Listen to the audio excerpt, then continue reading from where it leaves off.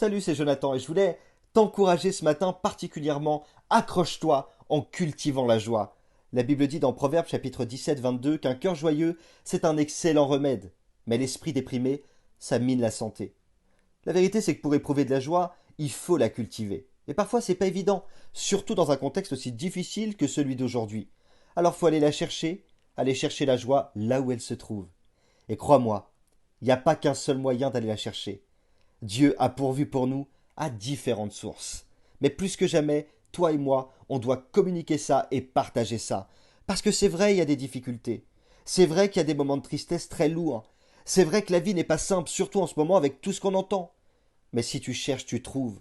Et dans ces moments où tout est noir, où le bout du tunnel semble très loin, il faut vraiment proclamer à tous ceux qui t'entourent, à toi d'abord et à ceux qui t'entourent, que la joie que Dieu procure est une vérité, même dans les difficultés les plus sombres. Malgré tout, tu peux au fond de toi ressentir une joie profonde, celle de ton appartenance au Créateur, au Dieu de l'univers. Alors je voudrais simplement te donner quelques conseils. Comment aller chercher la joie au quotidien? Eh bien tout d'abord, il faut savoir que la joie, c'est aussi quelque chose qui se cultive. C'est-à-dire que tu peux l'avoir et parfois, bien, tu peux la perdre. Alors faut y veiller, faut l'arroser, et faut faire en sorte qu'elle vive et qu'elle grandisse en toi et par toi. Lorsque tu appartiens à Dieu, ton appartenance, c'est-à-dire le fait que tu sois un enfant de Dieu, est plus grand que toutes les situations auxquelles tu peux faire face. Même si c'est vrai que c'est plus facile à dire qu'à vivre. Ça veut dire quoi? Eh bien, ça veut dire que ta joie profonde ne dépend pas des circonstances. Et même lorsque c'est très difficile, eh bien, tu peux quand même éprouver ce sentiment tout au fond de toi, en te rappelant que tu appartiens à un grand Dieu. Et quelle est la grandeur et la portée de ce Dieu auquel tu es attaché? C'est le Dieu de l'univers.